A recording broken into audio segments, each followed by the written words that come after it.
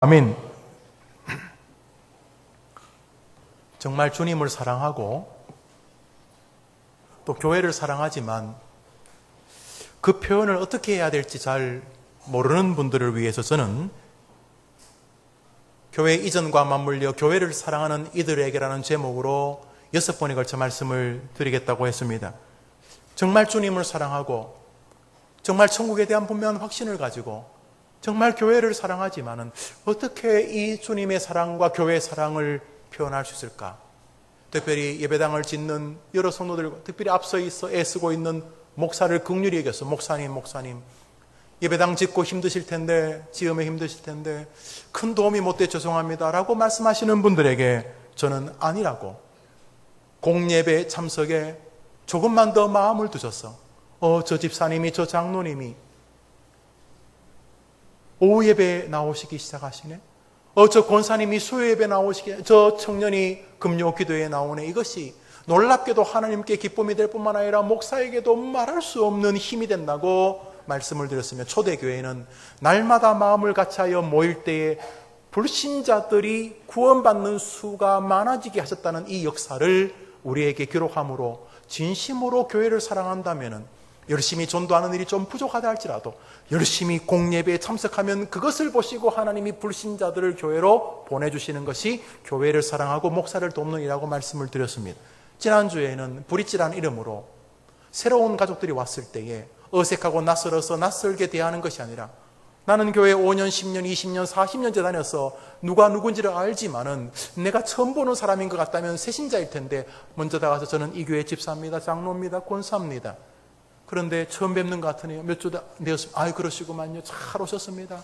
우리 교회 정말 좋은 겸 이곳에서 큰 은혜와 은총과 능력과 힘을 얻으시기를 바랍니다. 저도 우리 성도님에게 기도하겠습니다. 저는 이 교회 누구누구입니다. 이러면서 따뜻하게 대하는 것 자체가 교회를 사랑하는 일이라고 말씀을 드렸습니다. 그러므로 목사님 제가 힘이 없어서 교회를 목사님 많이 못 도와드려서라는 말은 사실은 올바른 표현법이 아닙니다. 여러분들이 너무너무 교회를 힘있게 돕는 길이 있기 때문입니다.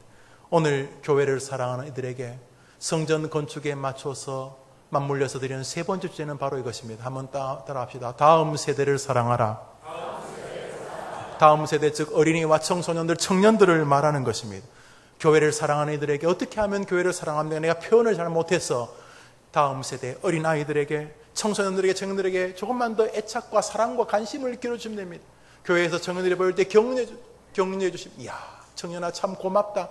목사님, 장로님, 집사님 뭐가 고마워요. 그냥 자네가 이 교회에 나오는 것만 해도 너무너무 힘이 난다. 이렇게 어린아이들이 있으면 그 아이 눈높이에 맞춰서 이름을 물어보고 그 아이를 격려하고, 너가 어릴 때부터 예수님 믿으니까 너는 정말로 탁월한 하나님의 사람이 될 거다. 절대로 포기하지 말고 열심히 믿음 생활하거라. 이렇게 격려해 주는 것이 놀랍게도 교회를 사랑하는 큰 힘이 된다고 여러분에게 오늘 말씀을 드리려 합니다. 우리 시대에 교회 문제들이 많다고 말합니다. 목사가 썩었느니, 신령하지 않느니, 헌신하지 않느니, 교회가 돈만 아느니, 세상에 돈 많은 사람은 교회 와서도 인정받고 세상에서 가난한 사람은 교회 와서도 무시당한다느니, 이런 이야기들 일부분 들을만 하다고 생각을 합니다. 그런 것들이 교회를 이 시기에 무너지게 하는 문제라고 저는 말하는 세상 사람들의 이야기를 크게 부정은 하지 않겠습니다. 그러나 아닙니다. 왜 아니냐 하면 성경이 아니라고 말하기 때문입니다. 50년 전에 목사님, 장로님은 더 신령했는가? 조금 더 훌륭했다고 인정은 하겠습니다만 죄송합니다. 성경은 거기가 거기라고 말합니다. 150년 전은 더 탁월했는가? 그럴듯하지만 그때도 죄악은 가득했었습니다. 하나님이 말씀하시를 인간은 만물보다 부패하다 그랬어요. 그때 조금 더 경건한 듯 보였는지 모르지만은 하나님 앞에서 그때의 사람이 지금보다 더 신령하거나 지금의 사람이 그때보다 더 악하다고 말할 근거가 없습니다. 초대교회는 신령했나요? 초대교회도 돈 문제로 시끄럽고 초대교회는 근친상간으로 교회가 쑥대밭이 되었습니다. 동성연애 지금만 있나요? 성경에도 남색하지 마라. 남자가 남자를, 여자와 여자를 부끄럽게 성적으로 대하면 내가 저주를 내리게. 2000년 전이나 지금이나 하나님 짓은 똑같습니다. 아나니아 삽비라는 왜 죽었습니까? 헌금을 이상하게 장난치다가 죽은 것입니다. 돈 문제입니다. 그때나 지금이나 비슷합니다. 고린도 전후서는 무엇입니까? 너희들이 불신자들도 하지 않는 근친상간을 하느냐, 이거 꾸중하는 것입니다. 거기입니다. 세상은 교회가 대단히 잘못하는 것처럼 말하지만 그때나 지금이나 교회는 연약하기 짝이 없습니다. 사실은 그런 것이 실상이 아닙니다. 교회가 정작 무너지는 가장 큰 이유는 성경 말씀에 대한 깊은 신뢰가 사라지기 때문입니다. 그때는 성경 한 권 구하기도 어렵지만 목사님 말씀하시면 그 말씀 붙들고 한 주간을 살아내지 못해서 아파하고 그 말씀 붙들고 살려고 노력하고 어떻게 어렵게 구한 성경을 늘 읽고 묵상하려고 노력했었습니다. 말씀 붙잡고 순교를 각오했고 그냥 죽습니까, 여러분? 심심풀이로 순교합니까? 그냥 목사님, 전도사님, 때로는 목사님, 전도사님도 안 계시니까 장로님, 집사님, 권사님이 설교한 그거 듣고 어린 애들이 순교했습니다. 신안에 가서 여러 섬들을 다니다 보니 말씀들이 우리 영상도 봤지. 11살짜리 여자애가 4살짜리 우는 애 등이 없고 인민군에 끌려가면서 울지마 울지마 순이야 울지마 우리 천국 가는 거야. 그 인민군 죽창에 끌려가면서 애들이 울지마 울지마 우리 천국 가는 거야 라고 말하는 것은 호기가 아닙니다. 그 아이들이 들은 것입니다. 무엇을? 하나님의 말씀을 집사님, 권사님이 말하는 걸 들은 것입니다. 목사님이 돌에 맞아 죽어가면서도 죽창에 찔려가면서도 찬송을 부르니 둘러쓴 그 목사의 자식들과 그 주변 성도들이 찬송하다가 중학생도 죽창에 찔려 죽은 것은 애들이 심심풀이로 죽은 게 아닙니다. 만용으로 죽은 게 아닙니다. 걔네들이 성경 말씀을 믿었던 것입니다. 예수 믿으면 천국 간다는 걸 믿은 것입니다. 우리 시대는 교회는 그때도 썩었고 지금도 썩었습니다. 우리 시대의 문제는 성경을 별로 안 읽는 것입니다. 설교를 붙잡고 살지 않는 것입니다. 한 주 동안 그 말씀을 묵상해내지 않는 것입니다. 또 하나가 있습니다. 우리 시대의 교회가 위기를 겪는 것은 바로 다음 세대에 대한 이상한 마음입니다. 한 교회 연구소에서, 한 교단 연구소에서 발표한 기록에 의하면 지금부터 딱 30년 전인 1887년 88 올림픽을 앞둔 전에 조사를 했는데 그때 기독교인들이 퍼센테이지를 나눌 때에 기독교인이 100이라면 다음 세대가 48%였습니다. 약 50%. 그러니까 교인이 100명 있으면 50명은 어린아이, 유아, 청소년, 청년들이었습니다. 100대 50이 주일학생 다음 세대였습니다. 그런데 그로부터 약 한 7, 8년 뒤, 5, 6년 뒤가 되겠네요. 2004년도에 조사를 했을 때에 교인 100명 중에 다음 세대는 27%였습니다. 반토막이 난 것입니다. 그리고 2014년도, 그러니까 3년 전에 조사를 했는데 약 13%, 그것에 또 반토막이 났습니다. 다시 말해서 교인이 100명이 있으면 주일학생은 10명밖에 안 됩니다. 그래, 교인이 10명이라면 다음 세대는 1명밖에 안 되는 시대가 되어지고 있다는 것입니다. 결과가 어떻게 되겠습니까? 유럽 교회 꼴 나는 것입니다. 공부할 때에 예배당이 큽니다. 우리 예배당만 하니까 더 크기도 하고요. 그 교회에 설교자가 없어요. 설교자를 청빙할 수 있는 수준이 아니어서 그때 신학교 학생들이 가서 설교를 했는데 제가 가서 설교를 하니까 그 영국 할머니 6명, 7명 앉아 있습니다. 그 큰 예배당에, 그 앞자리에. 그게 예배당입니다. 왜 그런가? 다음 세대에 대한 교인들의 마음이 끊어진 것입니다. 불과 50년 만에 벌어진 일입니다. 영국, 프랑스도 50년 전까지만 해도 주일학교가 꽉 찼었다. 증인들이 허다합니다. 그 주일학생들이 커가면서 교회를 빠져나가거나 그 뒷세대가 사라져 버린 것입니다. 말씀드렸듯이 한국은 30년 만에 반토막이 납니다. 지금은 한 해 한 해 교회의 주일학교는 위기를 겪고 있습니다. 이 시대의 교회의 위기는 사실은 세상이 말하는 허풍 때문이 아닙니다. 이 시대의 교회의 가장 큰 위기는 하나님의 말씀에 대한 순전한 접근이 훼손된 것입니다. 순교 못합니다. 믿지도 못하는데 어떻게 죽습니까? 천국에 확신이 있어야 죽지요. 울지마 순이야, 우리 천국 가는 거야 하면서 순교하러 가는 애들이 천국에 믿음이 있으니까 죽지요. 그게 없는데 무슨 수로 죽습니까? 연습으로 죽습니까? 호기를 부립니까? 그런 면에서 우리 시대는 성경에 치명적인 문제가 생겼습니다. 개혁교회, 여러분과 저는 개혁교회 성도입니다. 이 개혁교회의 핵심은 오직 성경입니다. 그래서 우리 웨스트민스터, 우리 교단이 고백하는 신앙 고백은 하나님이 누구신가, 교회란 무엇인가, 성령이란 무엇인가, 이런 거 다 뒤에 나가 있습니다. 제일 앞에 뭐가 있습니까? 성경이란 무엇인가. 우리 웨스트민스터 신조는 그게 그 시작입니다. 하나님이 누구신가가 아닙니다. 예수님이 누구신가도 아닙니다. 성령님이 누군가, 교회란 누군가도 아닙니다. 우리 신조의 첫머리는 성경이란 무엇인가입니다. 왜요? 성경이 우리를 하나님도 알게 하고 오늘도 살게 하고 내일을 믿고 순교도 하게 만들기 때문입니다. 그러므로 성경에 서지 않고는 한국교회가 더 나아질 가능성은 없습니다. 해림교회는 날주라고 성경 공부를 계속 진행하고 있습니다. 핵심은 하루를 말씀과 함께 하자는 것. 꽤 많은 성도들이 목사의 말을 따라서 2년째 접어드는 이 날주를 하고 계십니다. 고맙습니다. 자기들에게 복이 되겠지만 여러분을 이끄는 목사에게도 너무 고맙습니다. 하나님에게 약간 면목이 있을 것 같아서 날주 여러분을 분명히 축복으로 만듭니다.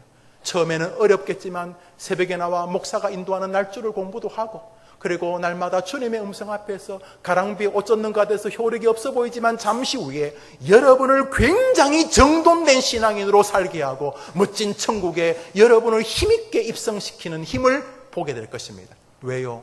말씀이 우리를 인도하는 힘이기 때문에 그렇습니다. 또 한 가지가 바로 말씀에 대한 훼손이나 무기력한 접근만큼이나 한국교회를 위기로 몰아가는 것은 다음 세대에 대한 허술한 마음입니다. 유럽, 왜 초일학교가 어려움을 겪고 있는가? 아이들을 적게 낳는가? 아닙니다. 유럽의 출산율이 증가해가고 있고요. 특별히 유럽 쪽의 나라들은 아이를 많이 낳을수록 수많은 혜택을 줍니다. 그 시쳇말로 아이 셋 이상만 낳으면 생활이 가능할 만큼 차일드 베네핏이라 그래서 아이가 셋, 넷 되면 나라가 얼마나 아이에게 많은 투자를 해주는지 모릅니다. 아이를 충분히 키울 수 있도록 국가가 굉장한 많은 보장을 해줍니다. 그래서 아이만 많이 낳아도요, 생활이 충분히 되어집니다. 우유 주지요, 아이 끌고 다니는 유모차 주지요, 뭐 그것만이 아닙니다. 혜택을 주지요. 또 아이 많이 낳는다고 아이 많이 키울 수 있도록 배려해 주지요. 의사나 간호사가 집으로 와주지요. 아이를 많이 낳았으니까 아이가 충분히 살 수 있는 집도 주지요. 아이를 많이 낳기만 해도 굉장히 많기 때문에 유럽에 가면 애들 굉장히 많습니다. 아이들이 없어서 교회가 주일학교가 위기겠는 게 아닙니다.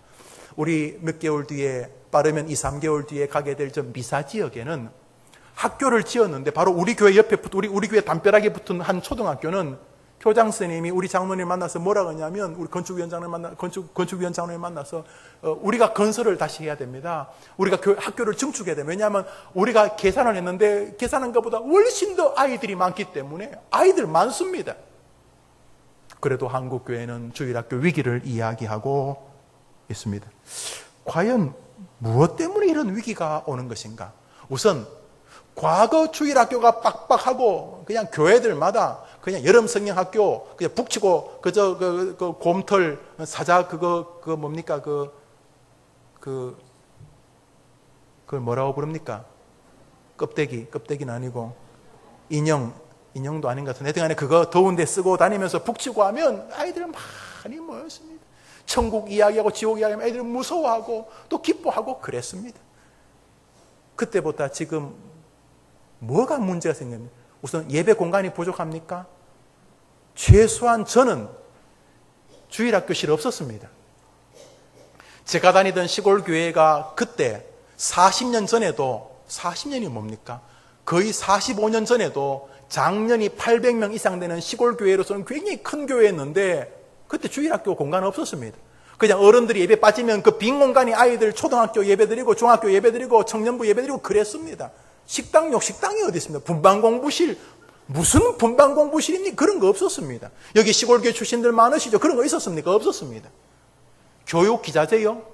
글쎄요, 제가 중학교쯤 되니까 융판 뭐 이렇게 붙여서 하고 이렇게 글씨 써가지고 이렇게 넘기면서 그렇게 했습니다. 저는 수천만 원짜리 이렇게 기계 없었습니다. 교육자요? 제가 중학교 때 설교하신 분은 집사님이셨습니다. 그 양복점 하시는 집사님. 그 집사님이 설교했어요. 지금 설교도 기억나는 게 있어요. 백두산 호랑이는 가죽을 남겼다. 너희도 뭐 남겨라. 뭐 이런 건데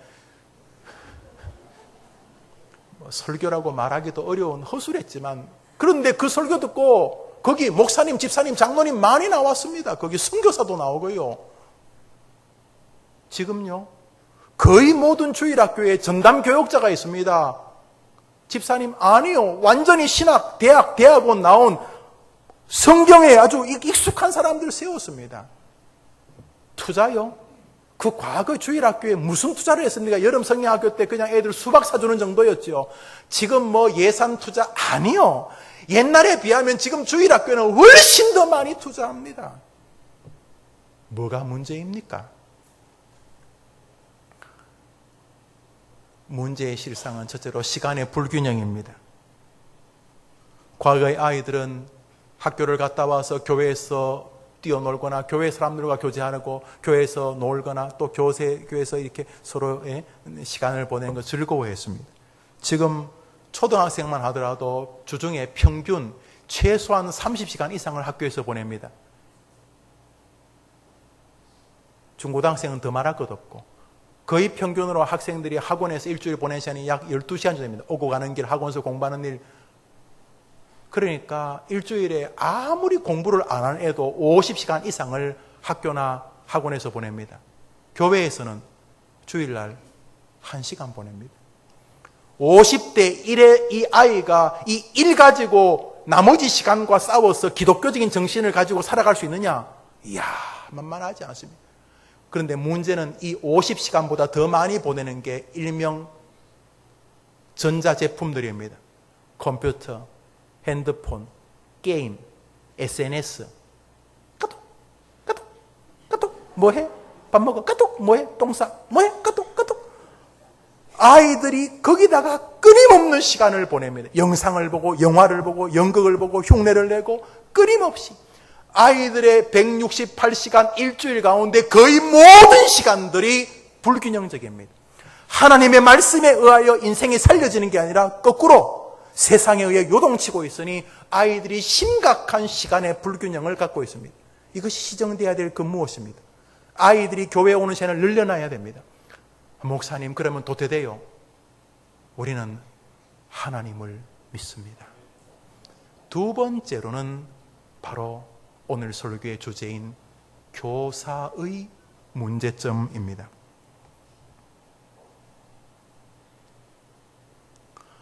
옛날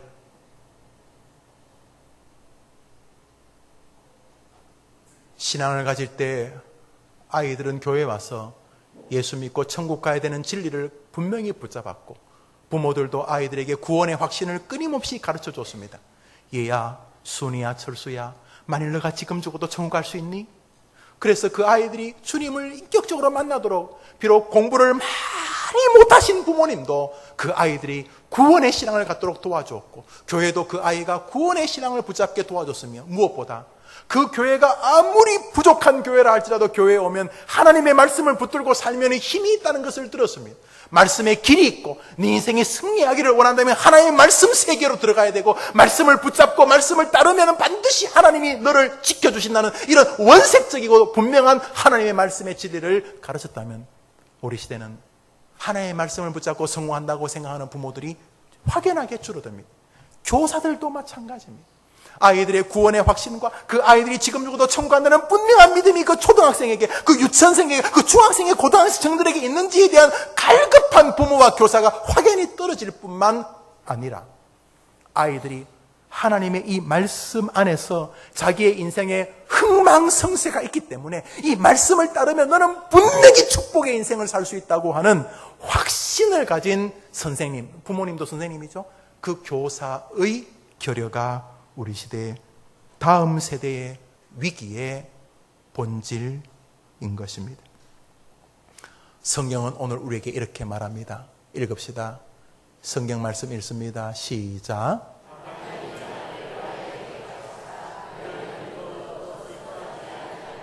저 핵심의 단어가 뭔지 아십니까? 한번 따라 합시다. 아이에게 가르치라. 뭐 뒤에 말이 있죠. 그리하면 분명히 좋은 결과가 있을 것이다. 이런 거죠. 근데 그 중심은 이것입니다. 한번 따라 합시다. 아이에게. 한번 합시다. 아이에게 가르치라. 선생이 되라는 말입니다. 한번 더 합시다. 아이에게 가르치라. 교사가 되라는 말이에요. 저 말은 뭘 전제하고 있냐면 아이들은 절대로 그냥 둬서는 탁월해지지 않는다는 것이 하나님의 생각이십니다. 아니 그냥 가만 놔둬도 살짝 끌고만 줘도 걔는 탁월해질 수 있다면 저 말은 우스운 거지요. 우리 시대 이상한 교육 방법. 아이 안에는 그 안에 특별한 인자가 있고 DNA가 있어서 살짝 건드려주면 그 아이 안에서 무언가 개성을 발휘하고 탁월한 능력을 발휘할 수 있고, 그러므로 부모는 아이를 강제로 끌려고 하지 말고 아이의 어떤 자발적인 능력을 스스로 개발해낼 수 있도록 뻥입니다. 세상이 그럴듯하게 말하지만 뻥입니다. 우리 시대의 아이들이 망가지는 이유가 바로 그 허무한 접근 때문입니다. 한번 따라합시다. 아이에게 가르치라. 가르치라는 말은 외부에서 안으로 주입해 넣으라는 뜻입니다.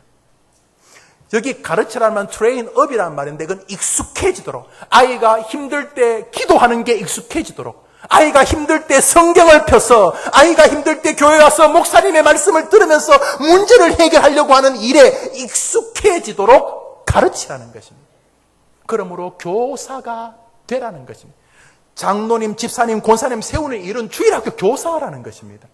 그것이 가장 강력한 하나님의 명령이기 때문입니다. 우리 시대의 문제는 교사하지 않는 것입니다. 제가 직설적으로도 말하고 둘러서도 말하지만 소수입니다. 여러분, 성경은 교사들이 많아져야 된다는 것을 우리에게 분명히 말하고 있습니다. 봄에 씨를 뿌리지 않고 가을에 거두는 사람은 없습니다.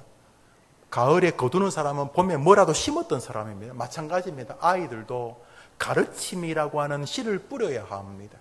그러면 하나님이 우리에게 이렇게 말씀하셨습니다. 따라합시다. 그리하면 거두리라. 이 얼마나 멋진 말입니까? 여러분, 교사는 허무하게 끝나지 않습니다. 제가 주일학교 때 저를 가르치는 분이 로버트 집사님이었습니다.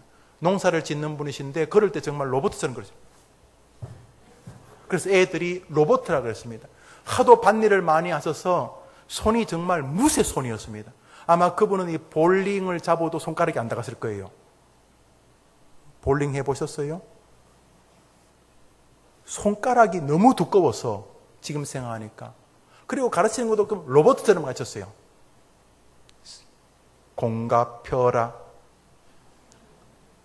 내가 만일 뭐 이렇게 우리 모두 로버트라고 그랬어요. 그 로버트 집사님, 별로 재미없이 가르친 집사님 밑에서 목사들, 선교사들 많이 나왔습니다. 그 초등학교밖에 졸업 안 한 집사님에게서 석박사들도 많이 나왔습니다. 실력이 없다고 어차피 실력 가지고 가르치는 거 아닙니다. 여러분들이 성경을 배워서 가르치면 좋은 결과 주실 줄 믿으시기를 바랍니다. 성경이 뭐라 그랬습니까? 마땅히 행할 길을 아이에게 가르치라. 그리하면 반드시 좋은 결과를 줄 것이다. 늙어서도 그 아이가 그 진리에서 살 수 있는 복을 줄 것이다. 이건 뭡니까? 마땅히 행할 길을 아이에게 가르치라. 그러면 반드시 축복된 결과가 있을 것이다. 여러분, 사람들이 투기를 하거나 투자를 합니다. 뭐 부동산에 투자하거나 뭐 주식, 뭐 금, 뭐 채권, 뭐 여튼간에 뭐 우리 투자를 하지 않습니까? 제일 두려운 게 뭡니까? 확실성에 대한 의심 아닙니까? 그래서 우리나라는 한동안 부동산 불패란 이름으로 땅을 사두면 여튼간에 이득이 난다 이런 이야기를 하고, 그래서 최근에 또 나라에서 뭐 집을 여러 채 가진 사람들에게 일종의 페널티를 물리려고 하는 법을 만들고 뭐 그렇게 하고 있지 않습니까? 그래서 다 이게 집 가진 사람은 이거 빨리 팔아야 되나 뭐 이렇게 생각하지 않겠습니까? 내가 이 주식을 사는 게 좋을까? 내 저 땅을 사는 게 좋을까? 뭐 금을 사두는 게 좋을까? 달러를 사두는 게 좋을까? 우리가 이런저런 생각하지 않습니까? 모두가 확실하기만 하다면 할 텐데 불확실하니까 이랬다 저랬다 그러지 않습니까? 여기에 확실한 결과가 있습니다. 주일학교 미래를 살리는 확실한 길이 있습니다. 아이에게 교사가 되라. 그리하면 축복된 결과를 내가 주리라. 여러분에게 도움을 구합니다. 목사님 예배당 짓는데 큰 도움 안 돼서 죄송합니다. 여기 큰 도움이 되는 길이 있습니다. 다음 주 여러분 주보에 교사 지원서를 넣을 것입니다. 거기다가 아이고 내가 80인데 괜찮습니다. 한번 도전해보면 어떻겠습니까? 우리 교회 최고령 교사 얼마 멋집니까? 내가 뭐 할 수 있겠는가? 아닙니다. 하나님이 하십니다. 하나님이 하신다고 믿으면 한번 아멘 해보십시오. 사랑하는 여러분, 내가 뭐 아는 것도 없는데 제가 도와드리겠습니다. 제가 주일학교의 총지휘자가 될 것이고 노골적으로 주일학교에 제 인생을 드리겠습니다. 한번 더 합시다. 오직 어린이. 한번 더 합시다. 오직 어린이. 저것이 우리 시대의 사명입니다. 우리 교회를 저 학교 주변으로 저 사람 많고 어린 아이들이 많고 청소년 청년들이 많은 곳으로 옮기는 이유가 바로 여기에 있습니다. 저는 확신합니다. 그래서 저는 제 남은 목회를 이곳에 드릴 것입니다. 그러므로 저와 동력해 주십시오. 그러면 목사님 교사를 되라는 말씀을 성령이 자꾸 말하고 목사님들이 말씀하시니 제가 좀 뭐 마음은 있는데 사실은 제가 뭘 가르쳐야 될지 잘 모르겠습니다. 말씀드렸죠? 우리 성경 말씀 읽읍시다. 시작. 지금 내가 너희를 은혜의 말씀, 그 말씀이 너희를 능히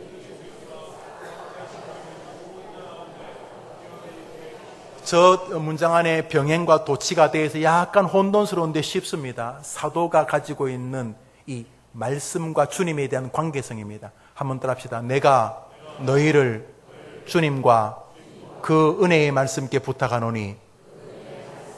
이 사람은 주님과 말씀을 거의 연관에 지어 생각하고 있죠. 한번 따라 합시다. 그 말씀이 너희를 능히 든든히 세우사. 우리 아이들을 든든히 세우는 게 뭐라고요? 한 번 더 물을게요. 여러분이나 여러분의 아이들, 여러분이 만날 주일 학생들을 든든히 세우는 게 뭐라고요?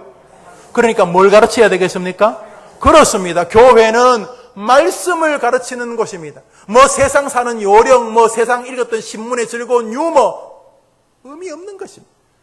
교회는 교회 왔을 때 이 교회는 저 목사가 성경 읽고 성경을 설교하는 교회다. 저는 그 교회가 가장 건강한 교회인 줄 믿습니다.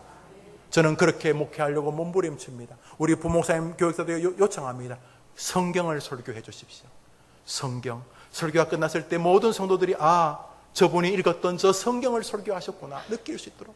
그리고 우리 선생님들에게도 제가 드리고 싶은 말은 성경을 설교해 주시면 되는 것입니다. 좋은 교사는 어떤 교사입니까? 아이들에게 하나님의 말씀을 가르쳐서 그 아이들이 말씀으로 능히 든든히 서도록 도와주는 교사인 줄 믿습니다. 아이들이 살다 보면 흔들리겠죠? 그 아이들하고 왜 사춘기가 안 오고, 그 아이들하고 왜 인간의 배신을 경험 안 하고, 그 아이들하고 이런저런 실패를 맛보지 않겠습니까? 그때마다 그 말씀이 그 아이들을 능히 든든히 세우는 역사가 우리 선생님을 통해 우리 해림교회에 일어나길 간절히 소원합니다. 저는 기대하고 바라봅니다. 예, 알겠습니다. 마땅히 행할 길을 아이에게 가르치라. 교사되라는 말이죠. 예, 알겠습니다. 교사되면 열매가 있다. 예, 알겠습니다. 그런데 어떻게 뭘 가르칩니까? 말씀을 그것도 알겠습니다. 내가 뭐 이렇게 오늘 뭘 가르칠까? 오늘 뭘 말해가지고 그럴 필요 없어요. 오늘 우리는 말씀을 가르치면 되니까 그 말씀을 저와 여러 교육자들이 여러분에게 충분하게 인지시켜드리고 예습시켜드리고 여러분이 충분히 가르치도록 도와드릴 것입니다. 여러분이 협력하시기만 한다는. 좋습니다, 목사님. 그게 교회를 사랑하는 일이고 주님이 원하시는 일이고 그것이 우리 조국 교회의 미래, 다음 세대를 살리는 길이라면 제가 부족하지만 교사로 자원하겠습니다. 비록 내가 학벌이 뭐 대단하지도 않고 가진 것도 없지만은 목사님이 그 초등학교밖에 안 나오신 분도 그런 훌륭한 제자들을 만들었다면 제가 순종하면서 교사 생활을 한번 해보겠습니다. 공예배를 조금 더 나오려고 하는 것처럼 교사로 지원하겠습니다. 그런데 말씀을 가르치는까지는 내가 이해되는데 그렇다고 가르치는 방식이 있지 않겠습니까? 어떻게 하면 보다 효율적으로 가르칠 수 있겠습니까? 우리 성경 말씀 읽습니다. 시작. 내 아들아, 군사부일체로죠. 스승과 부모는 같은 부모다 이런 것이죠. 내 아들아, 그때 제자들아, 내 자녀들아, 뭐 같은 말이죠. 내 아들아, 내 아비의 훈계를 들으며 내 어미의 법을 떠나지 말라. 무슨 말이냐 하면 선생님은 아이들이 볼 때에 부모들은 자녀들이 볼 때에 부모가 붙잡고 살아가는 법이 있어야 됩니다. 바로 말씀의 법입니다. 아이들이 엄마를 볼 때마다 우리 엄마는 그냥 대충 사는 게 아니고 우리 엄마를 주도하는 법이 있다. 우리 엄마는 하나님의 법을 가지고 살고 우리 아버지는 나에게 가르치는 것을 자기 이야기가 아니라 아버지의 마음을 굳게 붙잡고 있는 진리의 세계가 존재하고 있다. 다시 말해서 부모가 먼저 아이들에게 하나님의 법을 따라가는 것을 보이는 것입니다. 한번 따라합시다. 아들아, 내 부모의 법을 따라가라. 부모의 법의 라인에서 벗어나지 말라는 말은 부모들도 따라가는 법이 존재하는 것입니다. 바로 모범입니다. 모본입니다. 부모가 예배 시간인데 텔레비전 앞에서 시간을 보냅니다. 분명히 오후 예배 시간인데 그러면서 아이에게 교회를 가라고 하는 순간 얼마나 심각한 언밸런스가 나겠습니까? 반대로 부모가 수요일인데도 막 헐레벌떡 막 그 막히는 시간 막 전철 타고 지하철 타고 애를 써가지고 교회를 왔는데 예배는 시작된 지 벌써 15분이 지났거나 30분이 지났거나 어떨 때는 예배가 거의 이제 마지막 찬송을 부르고 축도 직전이지만 비를 쫄딱 맞으면서도 부모님이 그렇게 예배를 성실히 드리려고 몸부림치는 모습을 볼 때 아이들은 예배는 내가 주님 나라 갈 때까지 지켜야 되는 그것이구나 라고 배웁니다. 반대라면 100번 권유해도 어렵습니다. 그러므로 내 자식과 내 손자, 손녀를 위해서라도 공예배는 생명 같은 것입니다. 몸이 많이 힘들지만 할머니가 몸을 일으켜 다시 예배를 가려고 할 때 아이들이 그 예배를 가만히 보면서 그리고 엄마 아빠가 아무리 좋은 것도 예배 시간을 비켜나가 몸부림치고 예배를 빠지면 너무너무 괴로워하고 아파하고 그래서 부모가 그 공예배를 소중히 여기는 것을 보여주지 않고 아이에게 예배를 소중히 하라고 하면 아이들이 기껏 일주일에 한 번 드리는 그 예배를 얼마나 소홀히 하겠습니까? 부모님이 공예배들을 소홀히 하면서 아이에게 공예배를 소중히 하라고 하면 이 마이동풍이 되지 않겠습니까? 그러므로 부모는, 스승은 본으로 가르치는 것입니다. 본인이 날조를 하지 않고 아이에게 날조를 하라고 하면 이 얼마나 우습기 짝이 없습니까? 선생님이 어려운 일을 당할 때마다 교회에 나와 기도하면서 문제를 해결하려고 눈이 퉁퉁 부어있는 모습을 보여야지 아이들이 어려울 때 기도할 것 아닙니까? 선생님이 예배를 소중히 여기고 예배를 귀하게 여기고 지각하지 아니하고 예배 시간에 핸드폰 집적거리지 않는 모습을 보여야 아이들도 따를 것 아닙니까? 모든 부모는 아이들에게 스승이고 모든 할아버지 할머니는 손자 손녀들에게 스승이고 모든 교인들은 아이들에게 스승이요 교사들이 아닙니까? 그런 면에서 우리는 아이들에게 본으로 가르치려 해야 합니다. 이미 교육의 정설입니다. 어린 시절에 아이의 인격과 신앙의 거의 90% 가까이가 정돈된다. 그러니까 초등학교, 중고등학교 시절에 그 유아 시절에 부디 아이들을 교회에서 자라게 해야 하는 것입니다. 그게 시간 뺏기는 게 아닙니다.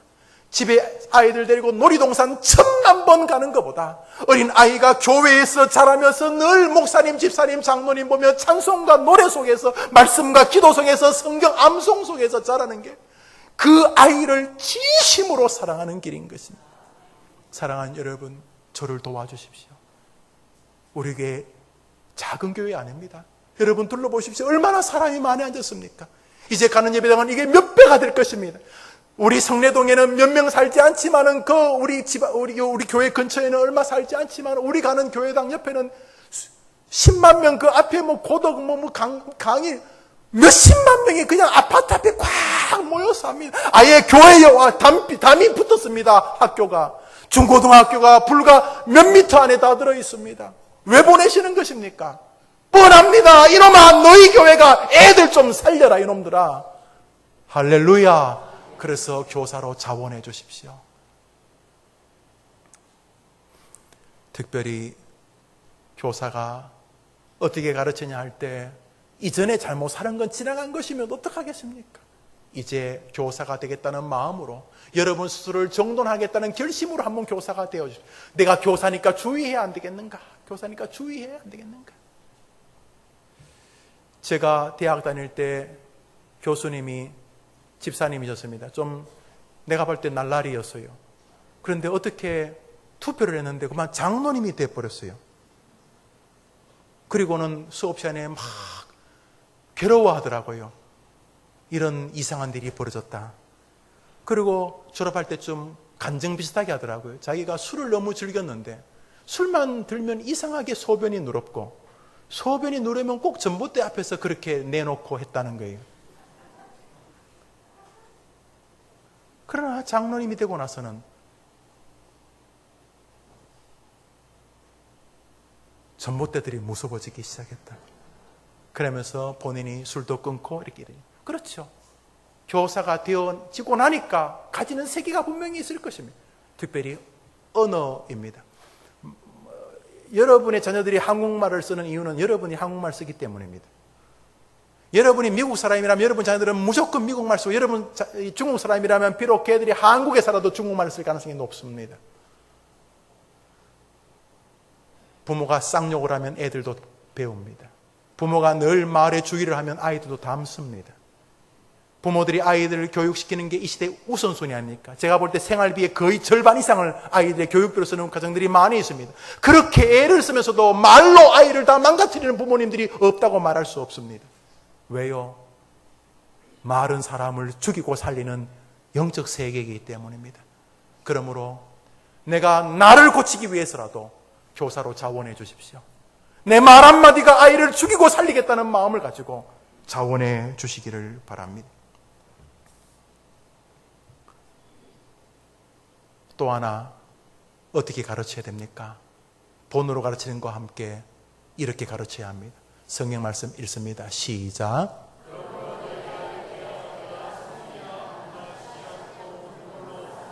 저 사도 바울의 말씀입니다. 내가 3년이나 밤낮 쉬지 않고 눈물로 각 사람을 훈계하던 것을 기억하라. 저는 저 구절을 들으면서 읽으면서 참 많은 생각을 해왔습니다. 목회하는 동안. 그러면서 저는 제 자신에 대해서 한심스러움을 늘 마음에 가지고 있습니다. 저는 최선을 하려고는 합니다. 제 목회 방식 중에 하나가 남이 뭐라고 말하든 내 스스로 게으르지는 말자. 이게 제 모토 중에 하나입니다. 하여튼 게으르지는 말자. 남이 어떻게 평가하든지 간에 내가 하나님 앞에 게으르지는 말자. 성경 읽는 거, 기도하는 거, 설교 준비하는 거, 신방하는 거. 그래서 제가 우리 부교육자들이 목사님 신방 가자 그러면 제가 이 몸이 이상하거나 다른 선약이 있지 않은 이상은 제가 다 갑니다. 할 수 있는 대로 하려고 합니다. 어느 교회 보니까 좀 큰 교회는 목사님 신방 안 하면 저는 저 죽을 때까지 저는 신방할 겁니다. 하여튼 저는 제가 할 수 있는 일을 할 것입니다. 그런데도 제 마음에 드는 것 하나가 확실한 게 있습니다. 그게 뭐냐 하면 그거로 되는 게 아니라는 사실입니다. 저분이 뭐라 그랬습니까? 내가 3년이나 밤낮 쉬지 않고 뭐로 사람을 가르쳤다고요? 왜요? 실력이 부족하니까 감동 주는 겁니까? 사람을 눈물로 약간 흔들어가지고 정서적으로 약간 센티멘탈하게 만들어서 눈물을 소품 효과로 사용해서 약간 이렇게 분위기 있게 만드는 것입니까? 바울이 그런 정도밖에 안 되는 것입니까? 실력이 부족하니까 우는 것입니까? 아닙니다. 저 탁월한 사람, 다메섹 도상에서 주님을 만나서 사울아 사울아 왜 너가 나를 핍박하느냐 이렇게 주님을 직접 만난 사람, 손수건을 덮으면 병이 났던 사람, 땅에 떨어져 목이 부러진 유두고를 안으면 죽었던 사람이 살아난 사람, 이런 탁월한 바울도 사람을 실력으로 가르쳐지지 않는 걸 알았던 것입니다. 사람은 실력으로 가르쳐지는 게 아닙니다. 그래서 그는 눈물로 가르쳤던 것입니다. 눈물은 결국 기도라는 것입니다. 한번 더 합시다. 교사는 기도로 키우는 사람입니다. 고린도후서 2장 4절을 같이 읽겠습니다. 고린도후서 2장 4절 시작.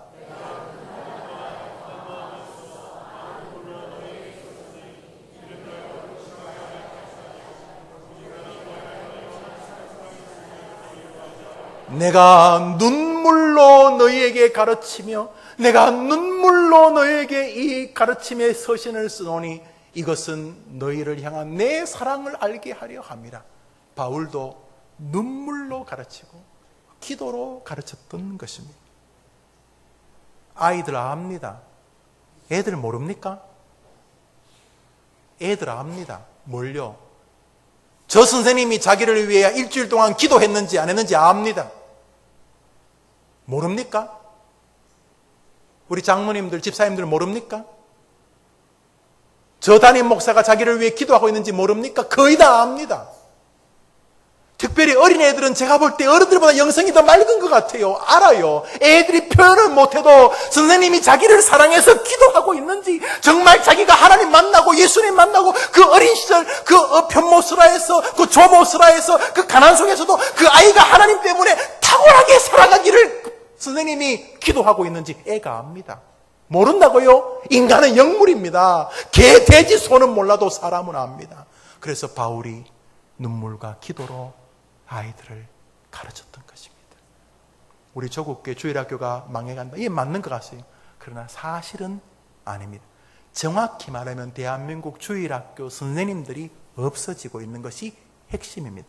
그리고 올바르게 몸부림치는 교사들이 줄어드는 것이 이 시대 교육의 핵심의 문제입니다.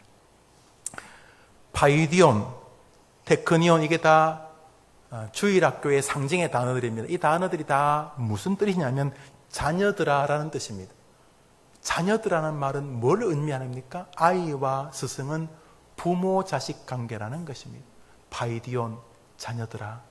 그러므로 교사는 아이들을 자기의 자녀처럼 삼아 기도로 키워내는 사람들입니다. 놀랍게도 그 교사들에게 하나님이 하늘과 땅의 복을 주십니다. 한번 따라합시다. 많은 사람을 옳은 곳으로 인도하는 사람은 하늘의 별과 같이 빛나리라.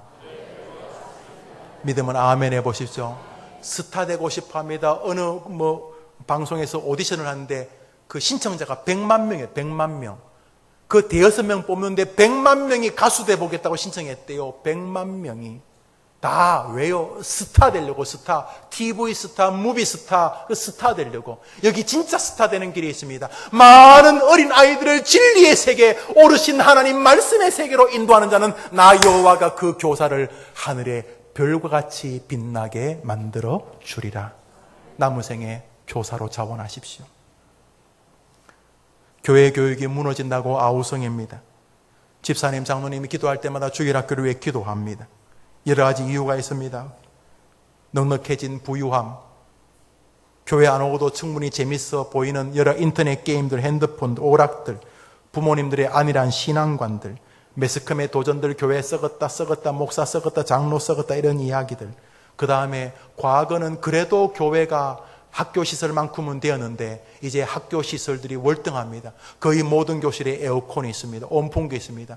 여름에 막 무더워서 부채 붙이거나 겨울에 석탄 떼면서 콧구멍이 새까맣도록 연기, 그런 학교 이제 거의가 없습니다. 아이들 앞에 컴퓨터실이 다 있고 도서관이 많습니다. 교회를 아무리 잘 지어진들 학교 시설 따라갈 수 없습니다. 교회가 어떻게 그럴 수 있겠습니까? 교회는 그런 시설 가지고 승부하는 곳이 아닙니다. 제가 꿈꾸는 교회는 초대교회의 그 모습입니다. 우리 본당 수천석이 됩니다. 그 본당에 옹기종기 아이들이 모여가지고 이 스님이 떠들고 저 스님 떠드는 걸 보는 것이 교육이라고 생각합니다. 부모님들은 저 2층에서 스님들이 몸부림치고 아이들이 스님 곁에서 배우는 것을 보는 것이 교회입니다. 초대교회는 어른, 아이, 할머니, 할아버지 함께 예배드렸으니 분명합니다.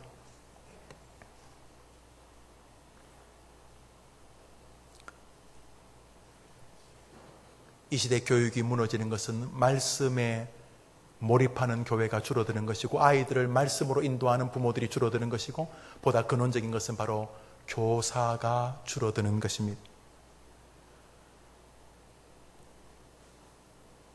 혹은 교사들이 하나님의 말씀과 눈물로 가르치는 일을 등한히 하는 것입니다. 그것이 영원한 진리입니다. 바울, 그 위대한 사람이 실력이 부족했어요. 성경을 몰랐어요. 성경 27권 신약 성경 가운데 절반을 바울이 기록했습니다. 사람들은 바울을 성경 안에 심어놓은 성경 해석자라고 부릅니다. 이 탁월한 선생님이 성경 지식이 부족해서 눈물로 가르친 것입니까? 아닙니다. 사람은 눈물의 기도를 통해서만 변하기 때문인 것입니다. 교회는 인형이나 연필이나 과자 가지고 아이들을 가르치는 곳이 아닙니다. 교회는 눈물과 기도와 말씀으로 가르치는 곳입니다. 그 탁월한 스승 바울의 교육 도구는 말씀과 눈물의 기도였습니다. 주일학교가 안 된다. 전혀 동의할 수 없습니다. 그래서 저는 제 남은 생애를 오직 어린이 저기다가 걸겠다고 결심했습니다. 그래서 미사지역으로 가면서 제 마음을 다잡고 있습니다. 경남 거창에 거창중앙교회라는 시골교회가 있습니다. 지금부터 13년 전인 2004년도까지 주일학생은 5명, 중학생까지 포함해서 장년이 다 40명 되는 조그만 교회였습니다. 거기 이병렬이라고 하는 분이 목사로 부임합니다. 이미 목사 안수 받을 때가 60이 가까운 나이였다고 합니다. 처음 가서 주일학교에 힘을 쏟겠다니 교인들 대부분이 나가버렸습니다. 그래서 거의 개척과 방불하게 교회를 시작했습니다.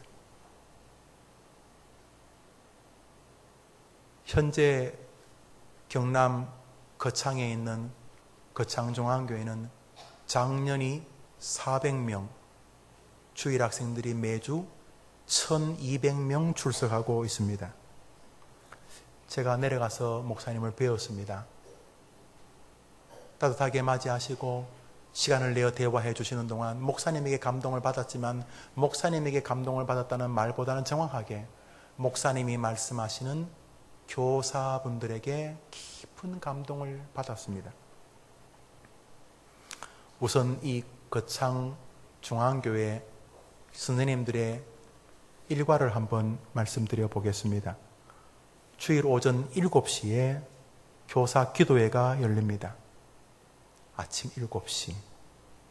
그때 대부분의 교사들이 일찍 오는 아이들과 함께 모여서 교사의 사명을 다시 한번 불태우는 예배와 기도를 가집니다. 8시에 전 교사들이 교회에서 준비한 아침 식사, 국수나 주먹밥, 김밥 같은 것입니다. 식사를 간단히 하고 헤어져서 동네로 흩어집니다. 약 1시간가량 아이들을 손에 손잡고 데리고 와서 9시부터 담임 목사 설교가 중심이 되는 1시간 20분 동안의 설교와 예배를 드립니다. 예배가 끝나면 곧 11시 장년 예배가 시작이 됩니다. 그러면은 장년들이 그때 어른들과 함께, 교사들이 어른들과 함께 예배를 드립니다. 그리고 예배를 마치면 교회에서 점심을 먹고 다시 교사들이 지역으로 흩어져 전도를 합니다. 오후 2시에 한국교회가 많이 잃어버린 주일학교 오후 예배를 드리기 시작합니다. 오후 예배는 주일 낮에 했던 목사님의 설교를 교육자들이나 선생님이 다시 아이들에게 리바이벌 시켜주는 것입니다. 그리고 분반 공부, 성품 공부 이런 것들을 교리 공부를 합니다. 그리고 오후 5시가 되면 오후 예배가 드려집니다. 2시간 동안 오후 예배를 어른들이 드리게 됩니다. 교사들도 마찬가지입니다. 오후 예배가 끝나면 7시부터 1시간 동안 교사 마무리 기도회와 회의를 합니다. 반별 통계를 내고 한 주간을 돌아보고 개선점을 점검하고 다음 주일 전략을 수립합니다. 그리고 저녁 8시에 함께 교회에서 준비한 식사를 다 같이 하고 집으로 귀가합니다. 아침 7시에 교회에 와서 저녁 8시에 교사들이 갑니다. 아이들 대부분이 교회에 머뭅니다. 이것만 해도 놀랍습니다. 이분의 일과가 저의 일과입니다. 아침 5시 새벽 기도해서 제가 우리 브릿지 성경공부까지 마치면 6시 반, 7시입니다. 거기 시골에 있는 농사 짓는 일반 성도들이 지금 서울서 목회하는 김용훈 목사의 주일 시간하고 똑같이 시간을 보내고 있습니다. 교사들이. 더더욱 놀라운 것은 평일입니다. 목사님이 제게 직접 말씀하셨습니다. 우리 교회는 매주 월, 화, 목, 금 4일간 저녁 8시부터 10시간 동안 2시간씩 모든 교사들이 모여 기도회와 말씀을 공부합니다. 주일 학교를 위해 주일 공부를 하고 아이들의 이름을 하나하나 부르며 기도한다는 것입니다. 얼마나 참석합니까? 거의 모든 교사가 참석합니다. 매일 8시부터 10시까지. 내가 아이들의 영혼을 맡았는데, 그런데 제가 그때 갔을 때가 2시쯤이었습니다. 오후였습니다. 위에서 기도 소리가 들렸습니다. 저분들은 뭡니까? 오후 8시에 남편이 불신자거나 저녁에 아이들을 돌봐야 되는 그런 어머니들이 저녁 시간이 안 되면 오후 2시에 와서 4시까지 기도하고 갑니다. 할렐루야! 주일 학교가 안 된다는 말은 거짓말이고 뻥입니다. 교사들이 없는 것입니다. 보시다시피 거창중앙교회 목사님이 제게 말씀하시기를, 목사님, 우리 교회 인근의 아이들 다 합쳐도 450명밖에 안 됩니다. 그 읍내 아이들 다 합쳐도 450명밖에 안 되는데 어떻게 매주일 1200명 되는가? 그 면 단위의 선생님들이 차로 아이들을 다 실어서 오는 것입니다. 주일학교는 프로그램의 문제가 아니라는 것입니다. 시스템의 문제가 아닌 것입니다.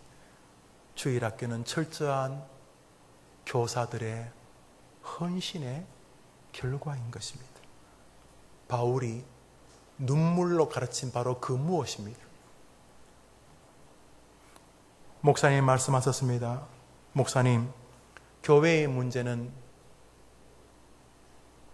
시스템의 문제 아닙니다. 교회의 핵심은 사람이요 교사입니다.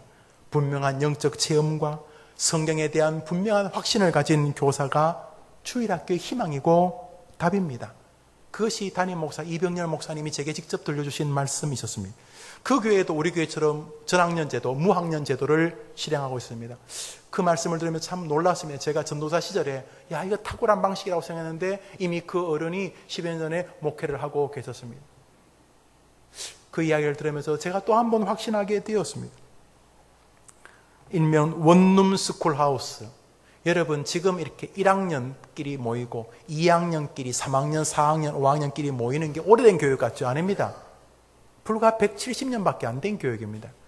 정확히 말하면 1843년 미국에서부터 이 산업화가 일어나고 또 대량 생산, 효율화 이런 거 따지면서 같은 나이 또래 아이들을 모아서 같은 또래들은 같은 또래끼리 모이는 것이 더 합리적이다. 이런 개념으로 학생들의 나이를 따라 나눈 것입니다.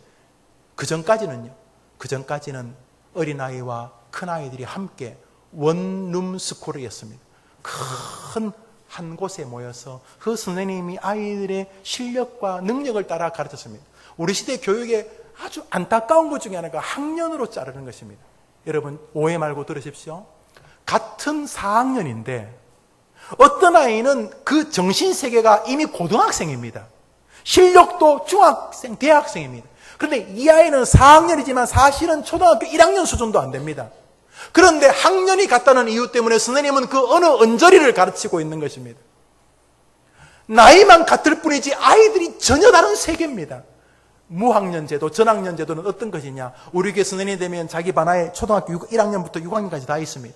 선생님이 아이를 보면 얘는 1학년이지만 그 심성이 5학년 수준이고 이 아이는 6학년이지만 그 신앙적인 지식이 1학년 수준입니다. 이 아이는 지식이 3학년이지만 6학년 대학생 수준이고, 이 아이는 지식이 5학년이지만 2학년 수준입니다. 선생님이 그 아이를 보면서 그 아이에게 합당하게 가르쳐냅니다. 이것이 이 시대의 중요한 원룸 스쿨하우스, 이것이 초대교회였고, 사실은 170년 전까지 지구상의 거의 모든 학교들은 이랬습니다. 그런데 미국에서부터 이 학년별로 나누는 것이 전 세계를 주름잡고 있는 중입니다. 학년별로 나누면서 무한한 경쟁이 되고 있습니다. 이유는 나이가 같다는 이유 때문에. 그럴 리가 있습니까? 사람이 나이가 같다고 똑같다는 게 말이 되는 것입니까? 신앙도 마찬가지입니다. 4학년이 다 똑같은 신앙이 있는 게 아니에요. 어떤 아이는 1학년이지만 작년의 신앙을 가지고 있고요. 어떤 아이는 6학년이지만 유치원의 신앙을 가지고 있어요. 선생님이 그 아이들을 함께 모아서 돌보면, 또 한 가지 우리 전학년 제도 혹은 무학년 제도는 아이들이 어릴 때 자연히 교회에 와서 자기보다 나이가 많은 3학년, 5학년, 6학년 형 누나들을 보게 되고, 형 누나들은 어릴 때부터 자기 반에서 아이들을 돌보는 것을 배우게 되는 것입니다. 자연스럽게 선생님을 돕는 반장, 부반장, 우리 형아들이 그 아이들에게 전한 리더십과 지도를 보여주고, 아이들은 선생님을 돕는 형아들을 보면서 돌보게 되고 섬기게 됩니다. 세상에 어떻게 나이 똑같은 사람들만 삽니까? 그런 나라가 있습니까? 없습니다. 그 아이들은 곧 나가면은 학교를 제외한 모든 사회에서 어린아이, 청년들, 나이 많고 나이 적은 수많은 사람과 사는데 왜 교회까지 와서도 나이로 다 나누는 것입니까? 그래서 저는 같은 나이의 공부가 꼭 나쁘다는 뜻은 아니지만, 저는 이 전학년 제도가 훨씬 더 그 아이의 인격과 신앙을 강화시키는 데 힘이 있다고 믿습니다. 대신에 이 전학년 제도의 핵심은 바로 교사입니다. 교사가 아이를 위해 기도할 때마다 같은 3학년이지만 이 아이가 너무 다르고, 같은 2학년이지만 이 아이 가정과 이 아이 가정이 너무 다르기 때문에 선생님이 아이 한 명 한 명을 개별적으로 소중히 다룹니다. 같은 학년이라고 절대로 똑같을 수가 없습니다. 그러므로 1학년부터 6학년까지 선생님은 진심으로 다합니다. 6학년에게 하는 말을 1학년이 못 알아듣는다고 천만의 말씀입니다. 1학년하고 2학년하고 무슨 차이가 그렇게 있다고, 2학년하고 3학년하고 무슨 차이가 그렇게 없습니다. 그러므로 설교도 말이죠, 어른이 알아들으면 중학교 1학년도 알아들어야 되는 것입니다. 그래서 저는 제 설교를 준비하면서 마지막에 묻습니다. 이 설교가 쉬우냐? 저는 설교를 준비하고 나서 끊임없이 묻습니다. 이 설교가 쉬우냐? 이 설교는 박사들만 알아듣는 설교냐? 내가 끊임없이 묻는 것이 제 안에 있습니다. 그런 것처럼 바른 선생님은 1학년 아이들에게도 예수님이 구주고, 6학년 아이들에게도 예수님이 구주고, 1학년 아이도 하나님의 말씀을 붙들고 승리할 수 있게 가르쳐야 되고, 6학년 아이들에게도 하나님의 말씀을 붙들고 승리하게 가르쳐야 되지 않겠습니까?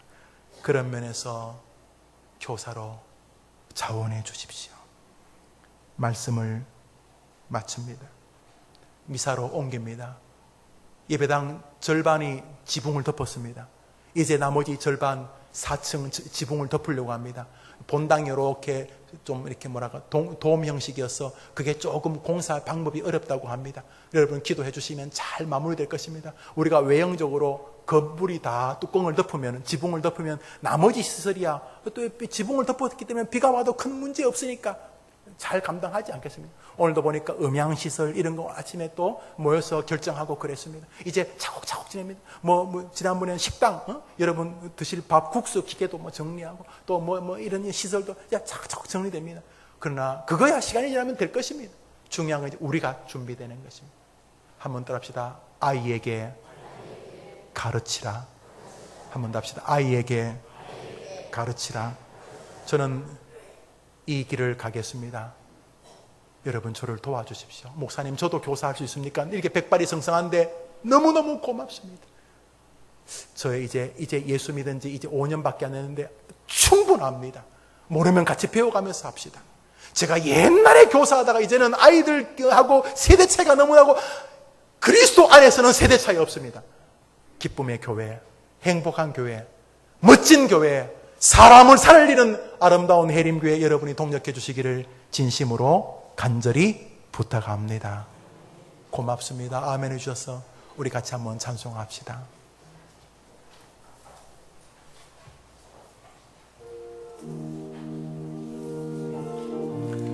제가 어릴 때 불렀던 찬송입니다. 어둡고 냉랭한 이 땅 위에 밝은 등불을 비추며 참된 진리를 가르치 소망합니다. 아름다운 해림교회 아멘. 다 오라고 부르도다 모두 나같이 가보세. 참된 진리를 가르치는 아름다운 해림 교회여. 전도 숲속에 아름다운 우리 교회가 서있네. 어린 내 시절 정다웠던 사랑하는 해림 교회여. 다 오라고 부르도다 모두 다같이 가보세. 어린 내 시절 정다웠던 사랑하는 해림 우리 아이들이 그렇게 되도록 다같이 찬양합시다. 주일 아침엔 예배당에 맑은 종소리 울리네. 모두 주님께 돌아오라. 속삭이듯 멀리 퍼지네. 다 오라고 부르도다 모두 나같이 가보세. 모두 주님께 돌아오라. 속삭이듯 멀리 퍼지네. 할렐루야. 우리 아이들이 우리 해림교회 생각하면 이렇게 되도록, 내가 어릴 때 해림교회 그 장로님에게 배웠지, 그 백발이 승성한 안수 집사님, 권사님에게 내 배웠지, 그 열심히 애쓰던 누나에게 배웠고 그 형들에게 배웠지. 그분들이 이제 다 천국 가셨지만은 나 너무 행복해. 내가 해림교회에서 주일학교를 보냈던 것은 너무너무 잃을 수 없는 축복이야. 저 아름다운 교회, 아파트 숲, 그 아름다운 그 풀밭 안에 우리 교회 있었지. 옆에 시내도 흘렀지만 정말 좋은 것은 선생님이었어. 그 선생님과 함께 주일학교에서 예배하는 거 너무 기뻤어. 그 교회로 인하여 내가 예수를 알게 되었고 내 신앙이 굳건해졌기 때문이야. 오 하나님 감사합니다. 이런 교회, 그 귀한 선생님 만나게 된 것 감사합니다. 이렇게 아이들이 찬송할 수 있도록 사랑하는 성도님들, 저와 함께 그 길을 한번 가주십시오. 우리 2절 한번 같이 부르봅시다. 저 언덕에. 우리 아이들이, 여러분의 아들과 손자들이, 손녀들이 부를 노래를 기억합시다. 저 언덕 숲속에 아름다운 계림 교회가 서있네.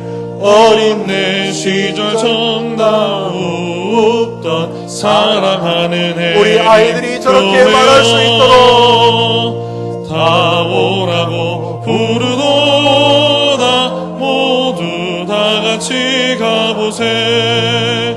어린 내 시절 정다웠던 사랑하는 해림 교회여. 할렐루야. 우리 시간 한번 여러분의 아이들을 위해 기도합시다. 아들과 딸들, 손자와 손녀들, 혹시 아쉬움이 있는 부모님들 계십니까? 어디서부터 내가 잘못했는가? 지나간 것은 지나간 것입니다. 이제 길이 있습니다. 지금부터 하나님께 메어 달리는 것입니다. 이제 아이들에게 말하는 것입니다. 예수님을 말하고 성경을 말하는 것입니다. 그 아이들의 이름을 부르며 기도와 눈물로 호소하는 것입니다. 그리고 명령에 순종하는 것입니다. 아이에게 가르치라. 교사가 되라는 말이죠. 이 목사와 함께 그 길을 가겠다고 결심해 주기.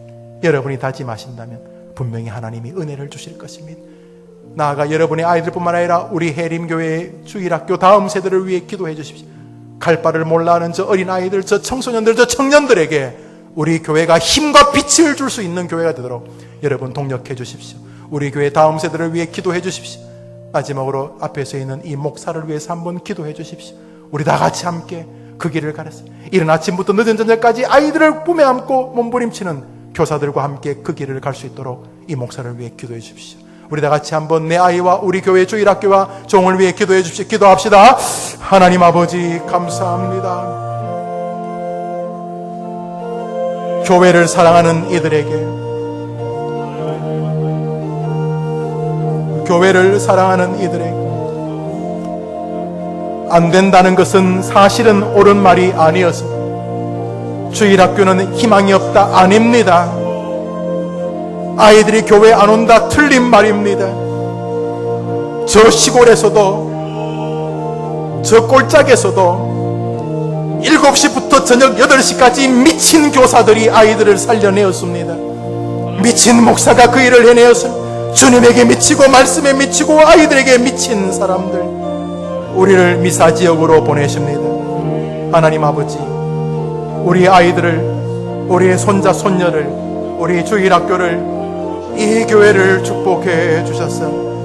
우리 해림교회가 수많은 아이들이 훗날 우리 교회를 떠올리면서 어둡고 냉랭한 이 땅 위에 밝은 등불이 비추었던 우리 해림교회, 내 인생의 어둡고 냉랭함으로 끝날 뻔했음에도 불구하고 해림교회를 통하여 내가 살아났다고 말할 수 있도록 주님, 우리 교회를 축복해 주시고 저 자원하는 심령, 저 자원하는 교사들을 붙들어 주시옵소서. 오 주여, 대한민국 우리 주일학교를 살려 주시옵소서.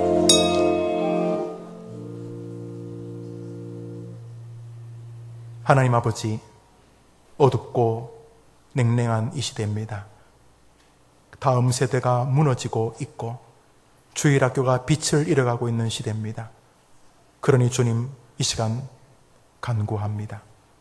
어둡고 냉랭한 이 땅 위에 밝은 등불을 비추는 우리 교회가 되게 해 주옵소서. 교사가 필요합니다. 지금보다 5배는 더 교사가 필요합니다. 100여 명의 교사가 500여 명 이상의 교사가 되어야지 되겠습니다.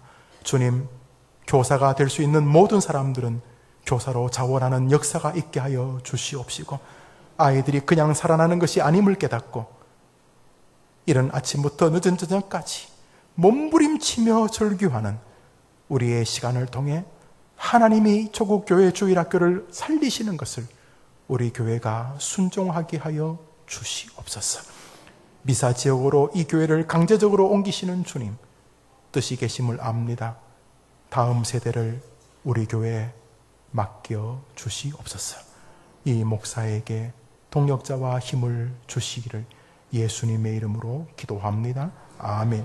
이제는 예수님의 은혜와 하나님의 사랑과 성령의 교통하심이 다소 무거웠던 주제, 교회를 사랑하는 이들에게라는 세 번째 시간, 다음 세대를 향한 긍휼과 따뜻한 사랑과 거룩한 의무의 음성을 듣고 순종의 손을 내밀기를 원하는 해림의 모든 권속들 위해 이제로 영원토록 함께 있을지어다. 아멘.